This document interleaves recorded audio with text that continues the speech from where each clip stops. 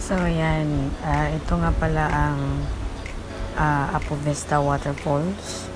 Apo Vista is located in Claveria, Misamis Oriental in Northern Mindanao. So, pag daytime, guys, 75 pesos lang yung entrance. Pero dun kayo papasok sa main entrance, hindi sa camping site. So, pag camping, I believe, mahuhulog din siya sa 200 per head yung entrance.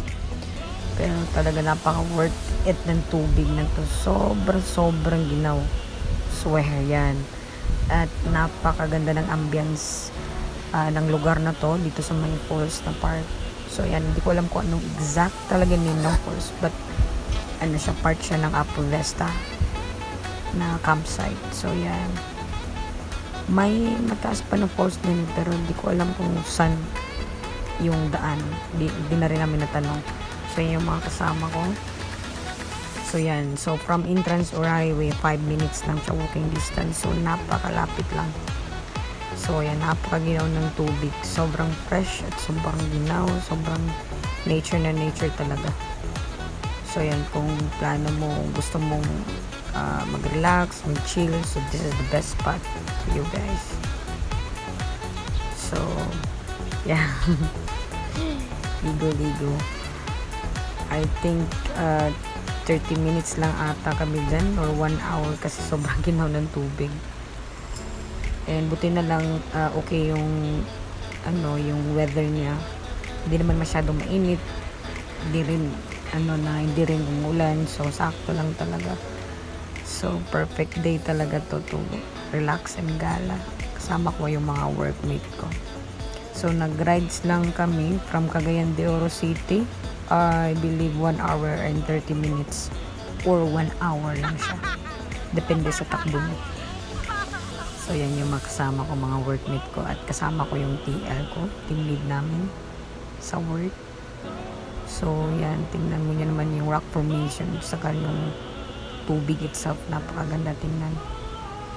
So ayan, so sa part ng Claveria, Misamis Oriental, marami talagang falls na I believe iisa lang din sa daloy ng falls na to na pinuntahan namin. So ayan, ligo-ligo muna, pero di ko alam sa tolerance ng iba kung kaya nilang maligo ng matagal dito kasi sobrang lamig talaga ng tubig, guys. So ayan, pumunta yung mga kasama ko dun sa ibabaw. So ayan, pumunta na rin ako kasi parang mas maganda dito. So yan nga, maganda kasi yung rock formation din maganda.